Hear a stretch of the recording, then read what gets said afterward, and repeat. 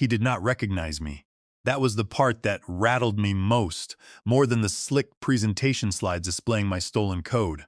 It was even worse than the fact that he was calling it their proprietary, in-house technology. I stood there, 4 rows back in the crowded San Francisco conference hall, watching Gavin Miller, the very man who once spilled expensive whiskey on my laptop keyboard and told me to take the replacement cost out of my feelings budget, parade my algorithm like a prized show pony. When our eyes met across the dim room, there was not even a flicker of recognition or guilt in his gaze. There was only that same plastic smirk, that venture capital polished charm he wore like expensive cologne. He did not know me. I stood there completely invisible in the shadow of my own legacy, feeling like a ghost watching someone else live my life. He clicked to slide 6, which was my slide 6, and I felt my throat tighten. It was not just because of the blatant theft. That part was old news to me. What made my stomach tie itself in knots was the single line of code frozen on the massive screen behind him. Line 208. My signature was buried right there in a log comment that read SLV2 optimization after Montreal crash AMR. Those initials were mine. I had left them there 7 years ago in a moment of naive pride. It was like carving your name into a tree you did not own. He had not even scrubbed it. He had not even noticed.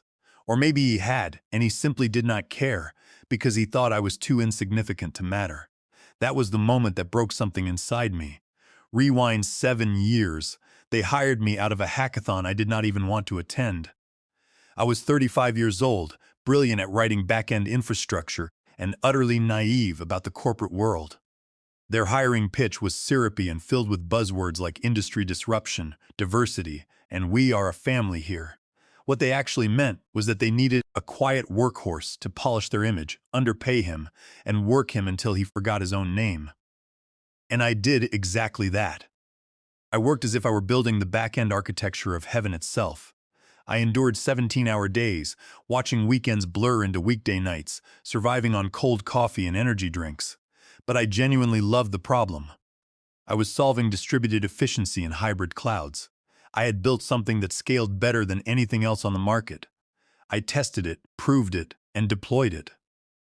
The first time I ran it on our staging servers and watched latency drop by 55%, I actually sat alone in the server room and cried.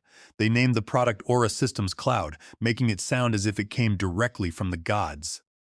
They did not name it after me. They did not mention the man sobbing over server logs and coffee-stained hoodies with blistered fingers. They made millions of dollars. I received stock options that eventually matured into worthless dust. At first, I stayed quiet. I told myself I was building clout, that eventually the corporate meritocracy would catch up with my contributions.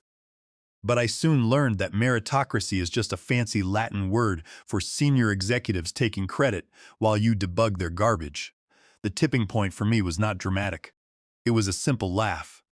9 months ago, I walked into Gavin's glass palace of an office and asked for a raise. I was not even asking for equity, just simple acknowledgement. I wanted numbers that matched a fraction of what he was making from my code. He leaned back in his leather chair, settling in as if he were preparing to deliver a lecture, and then he laughed. It was a condescending laugh, as if I had just offered to babysit his ego for free. "You are not really the negotiating type, Adrian," he said, using my name like an afterthought. "You are technical. That is your lane. Stay in it." I remember the taste in my mouth at that moment. It tasted like metal and dust, as if I had just swallowed the bones of my younger, hopeful self. That was when something shifted deep inside my mind. I did not rage. I did not raise my voice or cry. I just smiled. It was the quiet, cold kind of smile that people often mistake for surrender. I walked out of his office. I did not quit, not yet. I had something much better in mind, because what Gavin did not know was that I still owned the patent to the core algorithm. Not the company, me, and that is where the avalanche began. The patent was my ace, tucked so deep in my sleeve that it might as well have been tattooed on my spine. 7 years ago, during the early prototype stage, I had filed it myself. I did it quietly under my late mother's maiden name, Vance, which I later legally adopted. I used just enough abstraction in the technical language to keep it off the company's radar, and just enough legal precision to keep it entirely mine. I still remember the lawyer who helped me. Harold was a semi-retired pit bull of an attorney from Santa Clara who smelled of old paper and cheap bourbon. His office was a cramped room, crowded with dusty folders and cardboard boxes, located just off the expressway. He looked me dead in the eyes and said, "This clause right here is your bulletproof vest, kid. Make sure you never sign it away." I paid his fees in monthly installments, living off instant ramen for half a year just to afford his services. It was worth every single sodium-laced bite. The company executives never questioned the intellectual property because they never read anything. They were far too busy branding, fundraising, and grifting in downtown coffee shops. By the time they slapped my algorithm into the core of Aura Systems Cloud, they were treating it like air. It was necessary, invisible, and totally taken for granted. But now, it was the entire product. It was their core infrastructure, their entire valuation, and I held the trigger. Yet, I did not pull it immediately. I played the long game. I showed up to work, did my job, and pretended that Gavin's condescending laugh had not fractured something irreversible inside me. Meanwhile, I started auditing the codebase line by line. I kept a private repository, a mirror of our production system, which was time-stamped and annotated with detail. I spent my nights at my kitchen table, cataloging every single instance where my algorithm was deployed, modified, or extended. I documented every place they had built on top of my foundation, like squatters on stolen land. I noted down database logs, transaction history records, and server names. It was exhausting work, requiring me to cross-reference multiple system environments, but I was determined to leave no stone unturned. Then came phase 2 of my plan, which I called the Trojan Horse. I introduced a new debug module to the codebase. I pitched it to the team as a simple internal monitoring tool designed to track load balancing in real time, identify system bottlenecks, and optimize cluster behavior. It sounded completely harmless and technical. The engineering team cheered because it made their lives easier. Gavin, in his infinite ignorance of actual technology, called me a godsend. They shipped the update with the latest product release without reading a single page of my architecture notes. Inside that module, I had written a silent heartbeat. Every time the code executed on a client's server, it pinged my private server with anonymized usage metrics. Legally, it was not espionage. It was just telemetry. Thanks to that heartbeat, I knew exactly when, where, and how often my algorithm was being used. By late April, it was running on every single server they owned. By then, I had compiled my dossier. It was an 85-page document filled with time logs, execution footprints, comparative benchmarks, and screenshots of internal dashboards, all signed, sealed, and ready for delivery.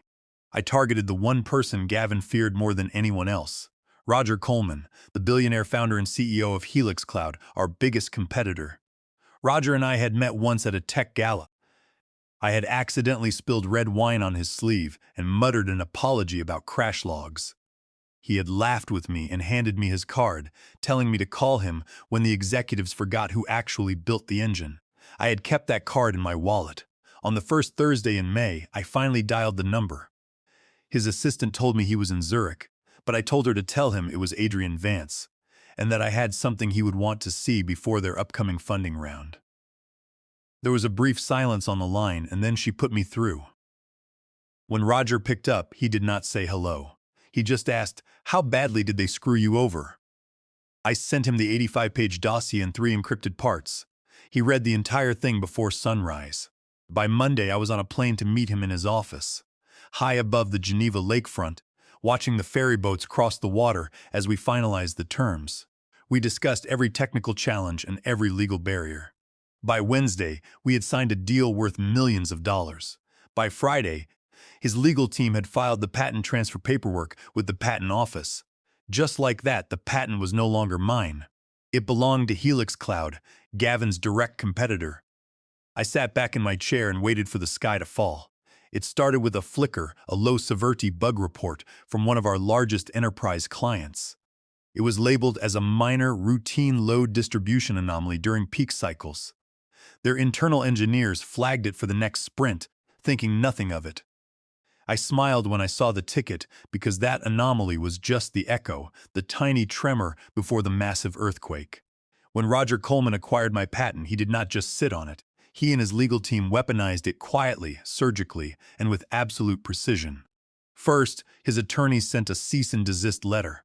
It was a 45-page document of icy legal precision, detailing code lineage, patent registration timestamps, usage trails, and astronomical damages. Gavin Miller received it on a Monday morning.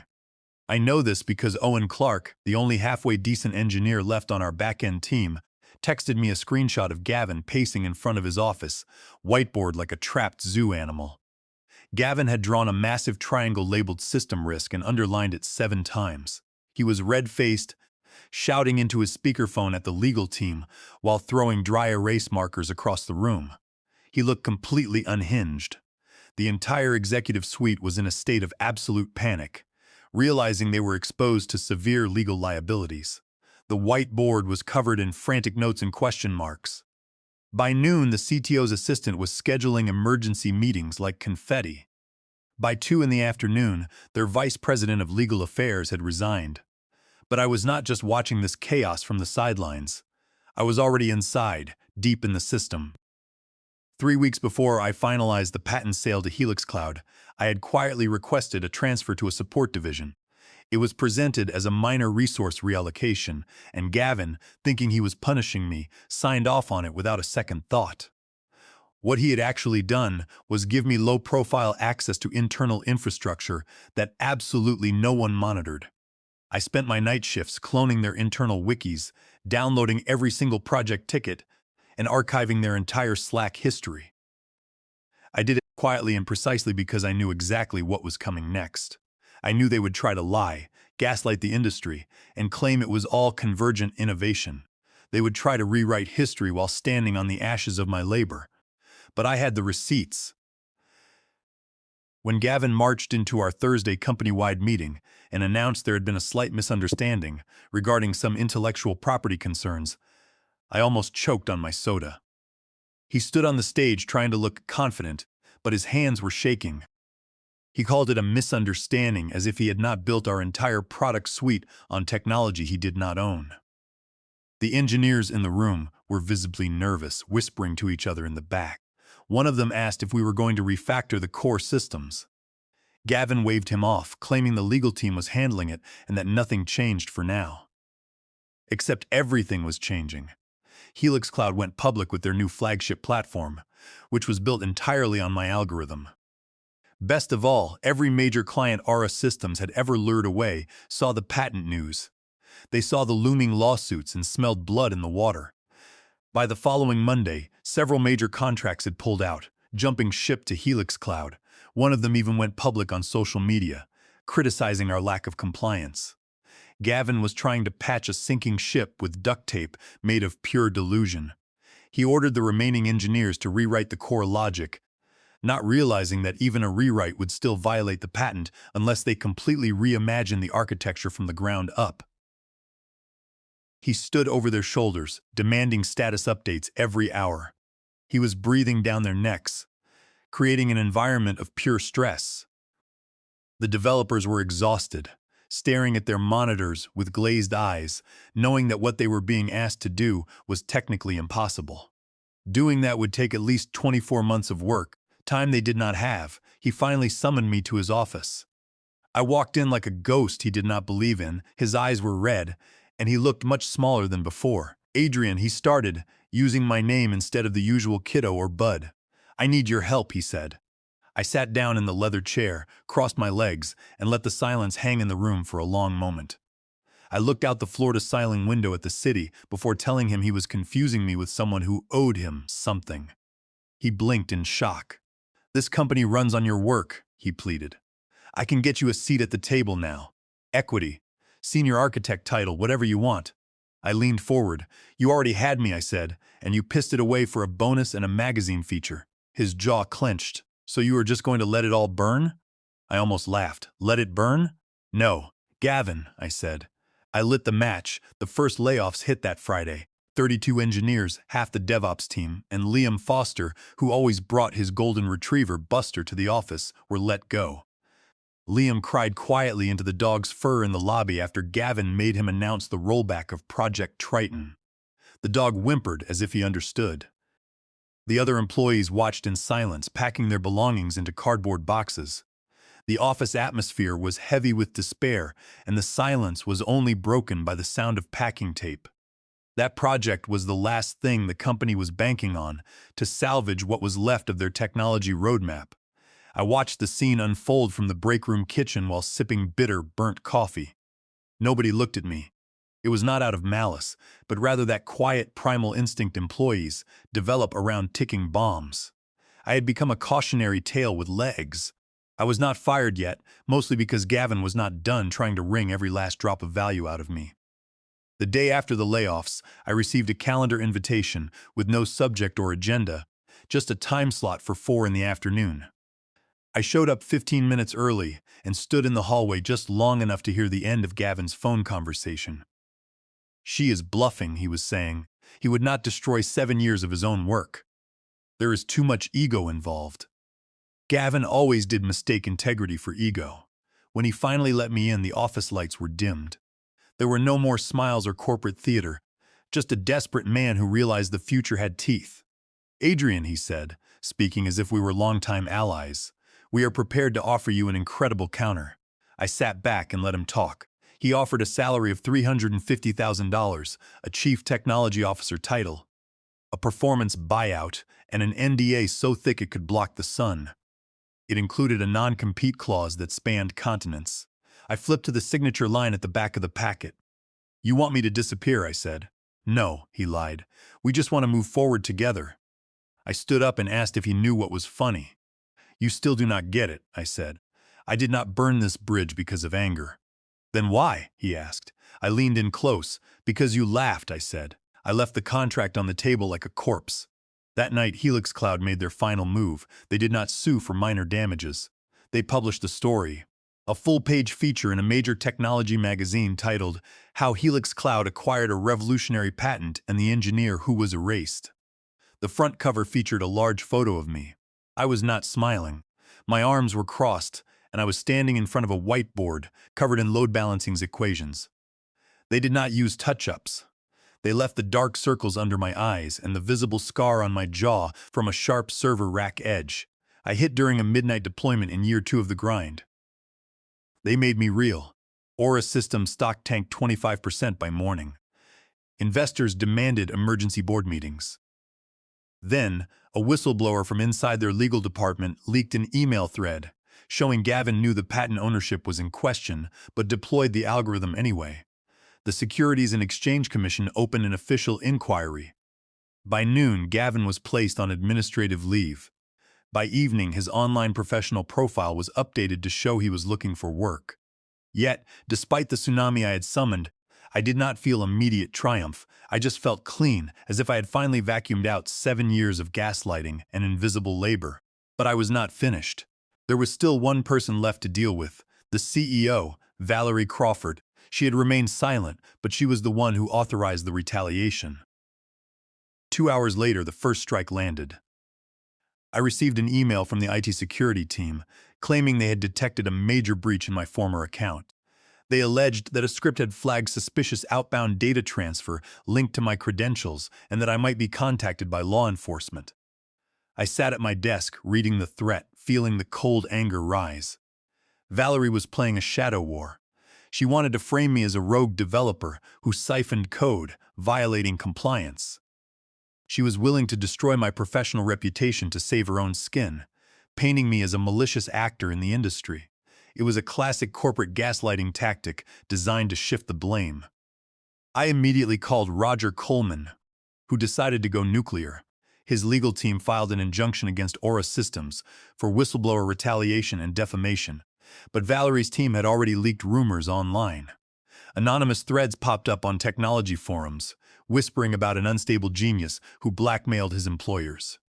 They even posted a grainy, unflattering photo of me pacing the office hallway during a 72-hour deployment crash, claiming I was dangerous. The next day, I received a phone call from someone I had not spoken to in years. Chloe Hudson and I had shared a dorm room wall at MIT. She had gone into cybersecurity forensics while I buried myself in cloud algorithms. She told me my name had just appeared in the logs of 3 federal watch lists.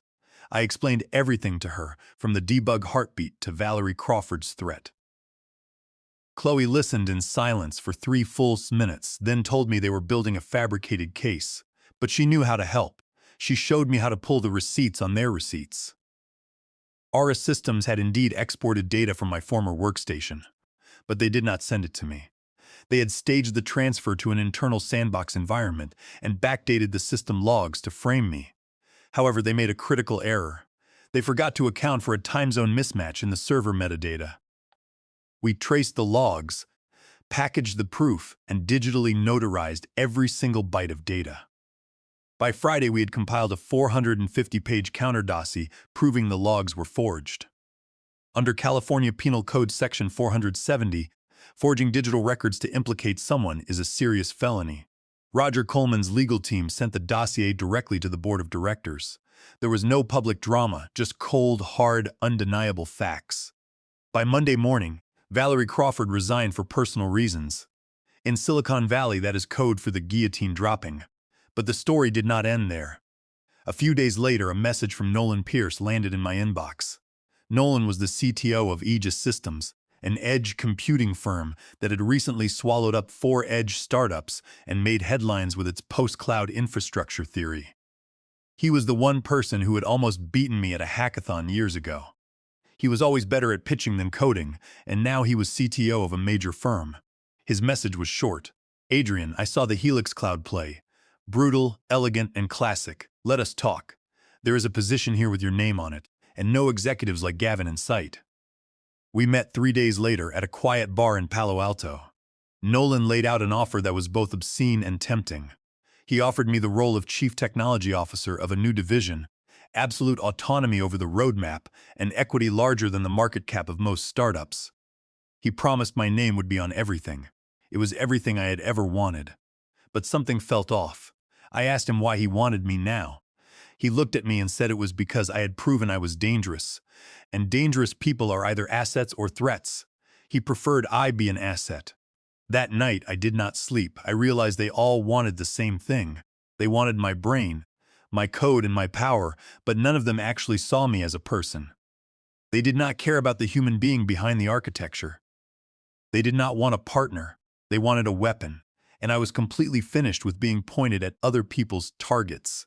I turned down Nolan's offer the next morning with a single sentence, stating I was not interested in building someone else's empire again.